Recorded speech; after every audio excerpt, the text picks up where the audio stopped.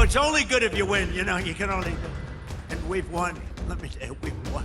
दुनिया के 57 इस्लामिक देशों में जब इजराइल के बर्बाद और तबाह होने की कस्में खाई जाती है, ईरान उस देश में से है जो यह कहता है कि इस धरती पर यहूदी रहने ही नहीं चाहिए। ऐसे में आपको क्या लगता है कि नेतन्याहू या किसी भी यहूदी या किसी भी इजरायली सरकार का जब मौका मिला है तो ईरान के प्रति क्या रुख होना चाहिए? Launched Operation Epic Fury the world has ever seen. Nobody's seen anything like it.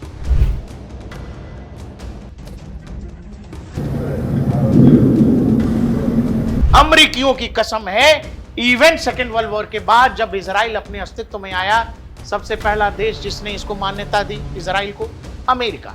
क्यों? अमेरिका के अंदर अरबपतियों की एक सूची देख लीजिएगा। अमेरिका में 150 से 200 अरबपति सारे के सारे यहूदी हैं। अमेरिका को खाड़ी के इलाके में कब तक रहना पड़ेगा और कब अमेरिका निकलना चाहेगा, ये चाहे डोनाल्ड ट्रंप जितना छटपटा लें, जितना परेशान हो लें, बगैर इजराइल की मर्जी के ये नहीं हो सकता है। ईरान करते करते इजराइल ग्रेटर इजराइल बना रहा है। आप 57 देशों में देख तो अमेरिका इजराइल करते रहे, इजराइल अपना क्षेत्रफल और बढ़ा रहा है, मिडिल ईस्ट का नक्शा बदलने जा रहा है। ईरान पर हो रहे हमले और कितने दिन तक रुके रहेंगे, या फिर अमेरिका इजराइल ईरान के बीच हो रहा युद्ध क्या खत्म हो जाएगा? क्या ये अपने अंतिम दौर में है?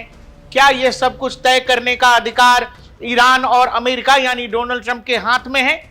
क्या केवल व्हाइट हाउस या तेहरान इसको कंट्रोल कर सकते हैं, या फिर एक इसमें तीसरा बड़ा और मेजर खिलाड़ी है इजराइल, जो जब तक चाहेगा, ध्यान से सुनिएगा, जब तक चाहेगा, जैसे चाहेगा, ईरान का ऑपरेशन जारी रख सकता है।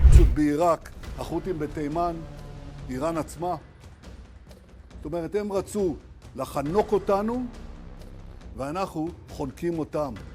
הם איימו עלינו בהשמדה, והם עכשיו נלחמים לשרוד. אנחנו הכינו בהם, יש לנו עוד מה לעשות, ואני תכף אפרט את זה. אבל אני רוצה להתחיל דווקא באיראן עצמה.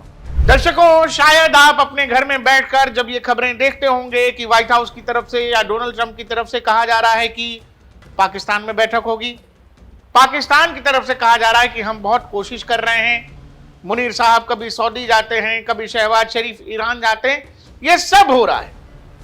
लेकिन इस मेल जोल वाली बात, ये मिलकर बैठकर बात करने वाली बात जो है, इसमें आपको क्या इजराइल शामिल दिखाई दे रहा है?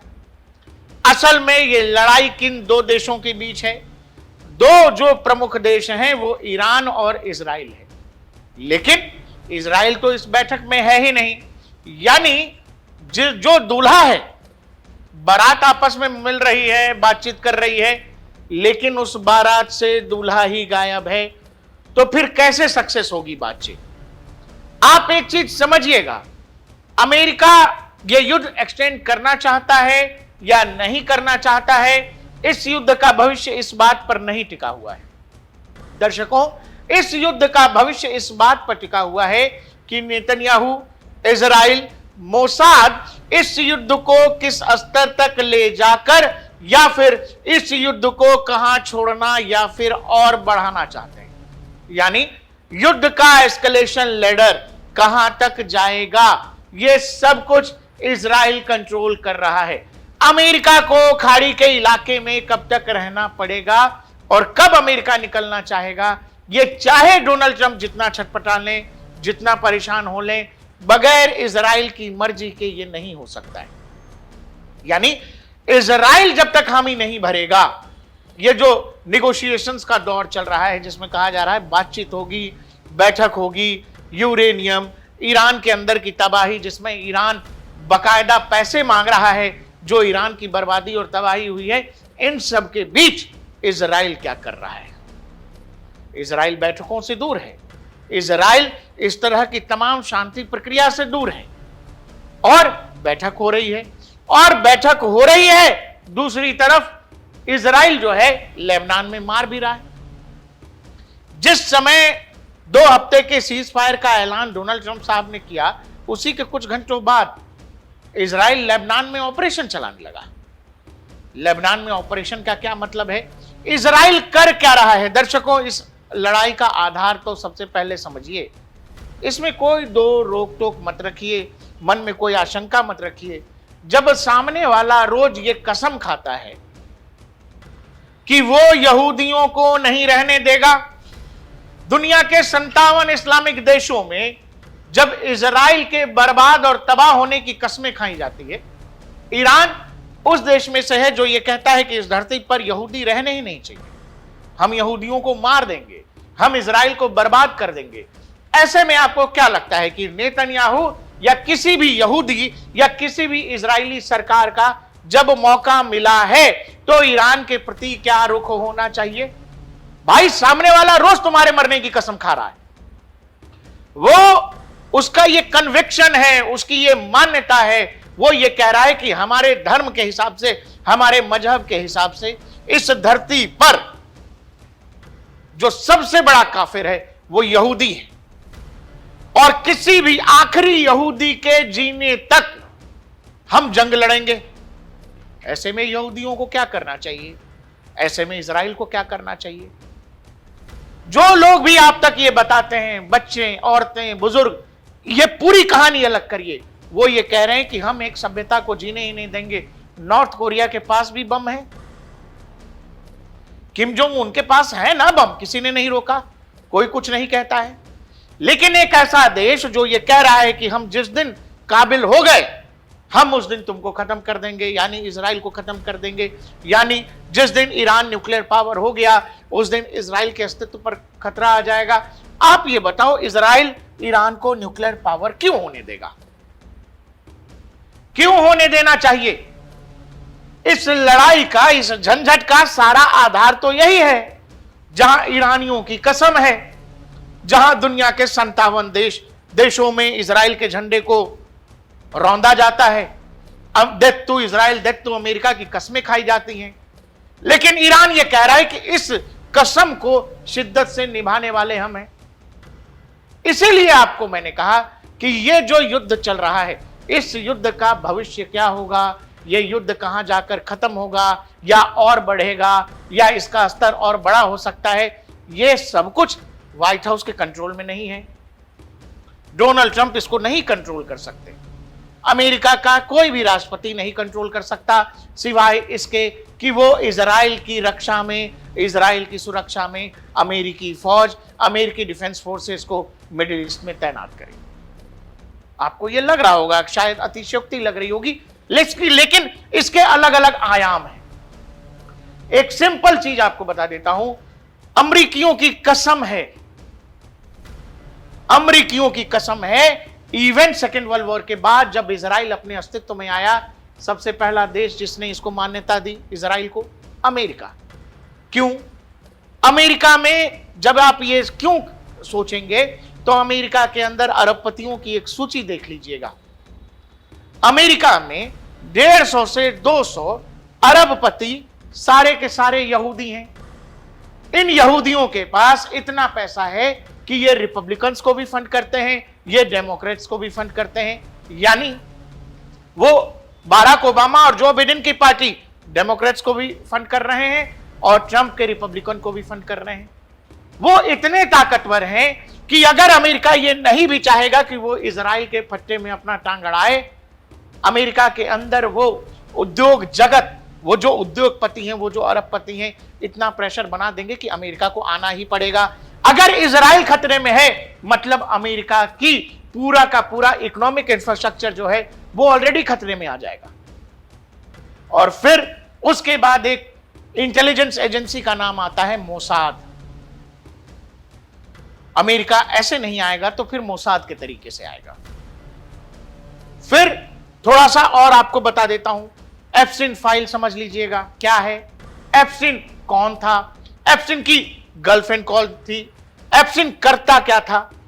अधिकतर अमेरिकी उद्योगपतियों, राष्ट्रपतियों के वीडियोस कैसे एप्सिन फाइल के तहत अमेरिका से अचानक पिछले 1 साल में रिलीज होने लगे, लाखों पन्ने इंटरनेट पर कैसे डाल दिए गए, और इसी बीच कैसे ईरान पर अमेरिका ने हमला बोल दिया, डोनाल्ड ट्रंप राष्ट्रपति हैं। ये सब जब आप थोड़ा सा सोचेंगे, समझेंगे, ये आपको जुड़ा हुआ मिलेगा और फिर आपको ये अपने आप समझ में आ जाएगा कि जो डोनाल्ड ट्रंप आगे से कह रहे हैं, सरेंडर करो, हमने ऐसा कर दिया, हम जीत रहे हैं, मेरी आर्मी मार रही है, आपको ये समझ आ जाएगा डोनाल्ड ट्रंप के ये बोलने की बात क्यों है, या डोनाल्ड ट्रंप इतना दिखावा क्यों कर रहे हैं, या डोनाल्ड ट्रंप को ये बोलना क्यों पड़ रहा है। क्या डोनाल्ड ट्रंप ये सब अपने मन से कर रहे हैं, या डोनाल्ड ट्रंप से कोई करवा रहा है, या फिर ये मजबूरी है, डोनाल्ड ट्रंप को करना ही पड़ेगा। समझिएगा, हमने इस पर एक पहले भी वीडियो किया है, भविष्य में भी किसी और वीडियो में हम बताएंगे, बहुत डिटेलिंग में ना जाते हुए, जो कुछ मिडिल ईस्ट के अंदर अभी चल रहा है, जो मैंने आपसे कहा कि यह अमेरिका के हाथ में नहीं है मेरे भाई। आप ये समझो, अमेरिका एक तरफ कह रहा है कि चलो जेडी वेंस टीम को हम पाकिस्तान भेज रहे हैं दूसरी बार के लिए, जो सेकंड टर्म के टॉक्स होंगे उसके लिए ईरान ने आने से मना कर दिया है।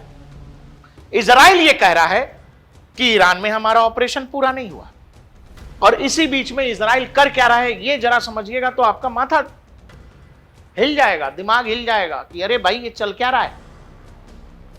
ईरान करते करते इजराइल ग्रेटर इजराइल बना रहा है।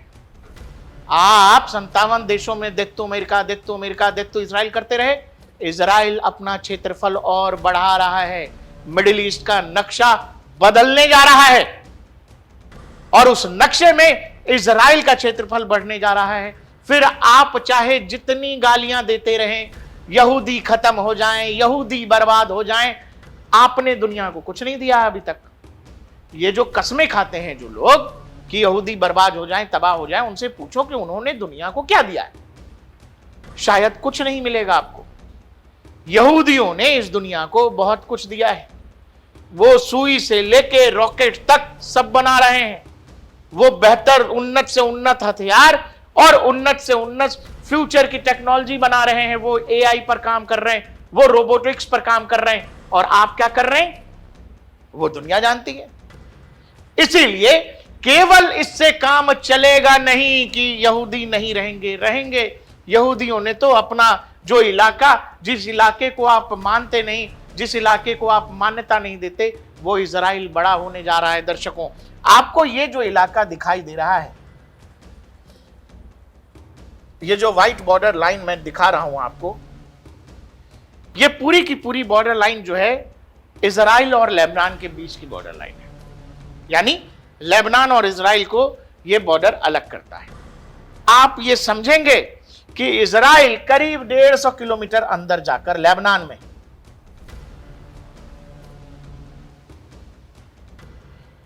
150 किलोमीटर अंदर जाकर अपनी एक डिफेंस लाइन बना देता है, और यहां से लेबनान के हिजबुल्लाह के ठिकानों पर हमला कर रहा है। यानी नॉर्थ इजराइल में जिस इलाके से हिजबुल्लाह इजराइल पर हमला करता है, उस इलाके में, ये पूरा इलाका यहां आपको जरूर छोटा दिखाई दे रहा है, लेकिन ये हजारों सैकड़ों किलोमीटर का इलाका है। इजराइल लेबनान में ईस्ट नॉर्थ इजराइल की साइड से अपने बॉर्डर पर, जो लेबनान और इजराइल को अलग करता है, वहां 150 से 200 किलोमीटर चौड़ा बफर जोन बना रहा है। बफर जोन, कोई नहीं रहेगा, ना आदमी की जान, और दोनों तरफ होगी फेंसिंग। जिस तरफ लेबनान बचेगा और कब्जाया हुआ इलाका अपने अंदर। यह पूरा इलाका इजरायली आर्मी तबाह बर्बाद कर चुकी है। यह पूरा का पूरा इलाका जो हिजबुल्लाह के कंट्रोल में था, उनको बर्बाद कर दिया गया है। और भी लेबनान के अंदर जहां जहां हिजबुल्लाह का कंट्रोल है, उस पर लगातार इजरायली एयर डिफेंस जो है, इजरायली एयर फोर्सेस जो हैं, लगातार हमले कर रहे हैं। और यही कारण है कि ईरान बार बार कह रहा है कि लेबनान को मारना रोको, लेबनान पर हमले रोको। क्यों? क्योंकि हिजबुल्लाह को कौन सपोर्ट करता है, यमन के हुतियों को कौन सपोर्ट करता है, ये सब ईरानियंस कर रहे थे। अब ईरानियंस ही नहीं बचे, ईरान ही अपने घुटनों पर है, तबाह बर्बाद है। दर्शकों, ईरान कम से कम 50 साल पीछे चला गया है। ईरान जहां भी था, वो सब कुछ खड़ा करने में, बनाने में ईरान को 2550 साल लगेंगे। कोई देश जब इतना पीछे चला जाता है तो फिर आप ये समझो। दूसरी तरफ वो ईरानियंस आपने तो कसम खाई थी कि यहूदी नहीं रहेंगे धरती पर, यहूदी बचने ही नहीं चाहिए। वो यहूदी अपना क्षेत्रफल बढ़ा रहे हैं, ये इलाका बढ़ जाएगा और जो बफर जोन के इलाके होंगे इजराइल उसको अपनी सुरक्षा के लिए इस्तेमाल करेगा। अब अगर आप ये देखेंगे पूरा मिडिल ईस्ट, इजराइल अभी तक क्या कर रहा था? इजराइल अभी तक इसको मार रहा था। ट्रंप ने कहा सुनो बैठक करना है यार, एक मीटिंग होनी है, तो इजराइल ने कहा ठीक है इधर नहीं मारते हैं, वैसे भी बहुत मार चुके हैं, बहुत बर्बाद कर चुके हैं, मेरा छोटा सा मिशन है, उसको कंप्लीट कर लेते हैं। आपको पता है गाजा जैसी जगह का कोई मतलब अब रहा नहीं। गाजा रेगिस्तान, धूल, कूड़े से ज्यादा कुछ बचा नहीं। वहां बारूद इतना ठूसा है इजरायली डिफेंस फोर्सेस ने, अगले 100 साल तक हजारों ट्रक वहां से मलबा हटाएंगे, तब जाके गाजा खाली होगा और गाजा में फिर से पुनर्निर्माण या पुनर्स्थापना की जा सकती है। गाजा ऐसा तबाह बर्बाद हुआ है, जो लोग गाजा के लिए लड़ रहे थे अब वो गाजा नहीं बोल रहे। अब इजराइल ये कह रहा है कि गाजा तो हमने खत्म कर दिया है, एक समस्या खत्म, हमास खत्म, यहां है हिजबुल्लाह। ये जो इलाका आपको दिखाई दे रहा है लेबनान का, इजराइल ये कह रहा है कि लेबनान के वो इलाके जो हिजबुल्लाह के कंट्रोल में थे, उन इलाकों में 100, 200, 400 किलोमीटर का जो इलाका है जो बॉर्डर से सटा हुआ है, उसको लगभग हथिया लिया है मेरे भाई। और आपको यह पता है युद्ध के दौरान जिसने जो हथियाया वो उसका है। यूक्रेन की करीब 20 से 30% जमीन पर रूस ने कब्जा कर लिया है। आपको लगता है कि कल को युद्ध रुकेगा तो रूस वो जमीन यूक्रेन को लौटाएगा? नहीं लौटाएगा। ठीक वही हाल इस इलाके में है। जब इजराइल ने ऑपरेशन शुरू किया, देखिए ये सब कुछ लोग जब ये कहते हैं कि इजराइल गलत कर रहा है, इजराइल बच्चों पर, महिलाओं पर, आप ये बताइए 7 अक्टूबर 2023 को जो कुछ इजराइल के साथ हुआ, क्या अगर वो नहीं होता, आज जो हम लोग जो कुछ भी देख रहे हैं, क्या वो हो रहा होता? वो जो इजरायली फेस्टिवल के दौरान हमास के हजारों लोग जाते हैं और हजारों से ज्यादा यहूदियों को एकदम से कत्लेआम कर दिया जाता है, अगर वो नहीं होता तो फिर क्या आज जो हो रहा है, जो ईरान बर्बाद हो रहा है, जो ईरान के साथ साथ मिडिल ईस्ट के बाकी देश बर्बाद हो रहे हैं, लेबनान में बम्बार्डिंग हो रही है, गाजा लगभग खत्म है, ये सब हो रहा होता? इजराइल ने जो 7 अक्टूबर को झेला, उसके बाद इजरायली डिफेंस फोर्सेस, इजराइल की जो सत्ता में बैठे लोग हैं, उन्होंने तय किया यार ऐसे चलेगा नहीं। हम कब तक हमारी नस्लों को, हमारी आने वाली पीढ़ियों को इस तरह के खतरे में रखेंगे जहां उनको हर रोज लड़ना पड़ेगा दुश्मन से, क्योंकि चारों तरफ तो दुश्मन ही है। उन्होंने कहा कि ये लड़ाई फिर चाहे जितनी लंबी चले, हमको ये खत्म करना पड़ेगा, किसी अंजाम पर तो ले जाना पड़ेगा जहां से इजराइल अपने लिए 20, 25, 50, 100 साल के लिए सुरक्षा खरीद लेना चाहता है। वो अपने आप को सुरक्षित करना चाहता है और यही कारण है गाजा खत्म है। लेबनान में बफर जोन बनाकर उन इलाकों को अपने अंडर लेने की बात है। ईरान को पिछले 50 साल पीछे जो 50 साल की तैयारी थी, ईरान वहां जाकर खड़ा हो गया है। अब ईरान को फिर से जीरो से शुरू करना पड़ेगा। अमेरिका मिडिल ईस्ट से बहुत दूर है, लेकिन इजराइल बिल्कुल ईरान के जो बैलिस्टिक मिसाइल्स हैं उनके निशाने पर है। और इसीलिए बेंजामिन नेतन्याहू कह रहे हैं fight against Iran is not ever over yet. का मतलब सिंपल है, ट्रंप को जो कहना कहें। मैंने आपसे कहा कि मिडिल ईस्ट में इजराइल से बड़ा कोई गुंडा नहीं है भाई। उस पूरे इलाके का दादा, अघोषित दादा है। अमेरिका बेकार की बात है। इस पूरे इलाके का मिडिल ईस्ट में इजराइल, नेतन्याहू से बड़ा दादा कोई नहीं है। और ये अब ये तय हो चुका है, ये वाला करीब इलाका मैं बोल रहा हूं आपको, इजराइल अपने कब्जे में ले लेगा। दुनिया यूं ही देखती रह जाएगी। ये मिडिल ईस्ट के जितने बड़े बड़े खलीफा हैं सब यूं ही देखते रह जाएंगे। और ये पूरा का पूरा खाका है जो आपको ये समझना पड़ेगा, जो इस युद्ध में ईरान की बर्बादी हुई है। इतनी बर्बादी हुई है, ये मिनिमम है। ये मिनिमम बर्बादी है। आप सुबह शाम अपना भजन करते रहिए, आगे इजराइल बर्बाद हो जाए, हे भगवान इजराइल तबाह हो जाए, हे भगवान इजराइल कहीं का न रहे, इससे क्या फर्क पड़ता है? क्या फर्क पड़ता है? इजराइल अपने आप को ग्रेटर इजराइल तक लेकर जा रहा है। ये 57 देश में जो लोग उम्मा उम्मा की बातें करते हैं, उम्मा तो गया तेल लेने, उम्मा जैसी कोई चीज होती ही नहीं है। ये सब आपस में एक दूसरे को बम बारूद मार रहे हैं। ईरान सऊदी को मार रहा है, यूएई को मार रहा है, बाकी लोग ईरान को जवाब दे रहे हैं। तो उम्मा जैसी कोई चीज बची नहीं है, तो एक पॉलिटिकल फ्रॉड है। हमारे यहां लोग नाचने लगते हैं गाजा के नाम पर, फिलिस्तीन के नाम पर।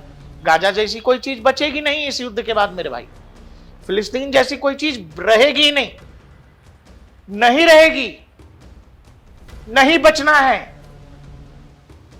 आप चिल्लाते रहोगे, आप गाते रहोगे, और दुनिया इजराइल के नए नक्शे को देखेगी, अरब के बदलते हुए नक्शे को देखेगी। मिडिल ईस्ट में इजराइल नया वर्ल्ड ऑर्डर कह लीजिए, माफ करिए, अरब वर्ल्ड का, अरब वर्ल्ड के अंदर नई लीडरशिप इजराइल से शुरू होगी और इजराइल पर ही खत्म होगी, और बाकी के जितनी भी देश हैं उनको इजराइल के पीछे खड़ा होना पड़ेगा, क्योंकि उनकी मजबूरी यह है कि ईरान इजराइल से लड़ रहा है, और इजराइल से लड़ने के चक्कर में वो तमाम इस्लामिक देशों पर भी बम मार रहा है।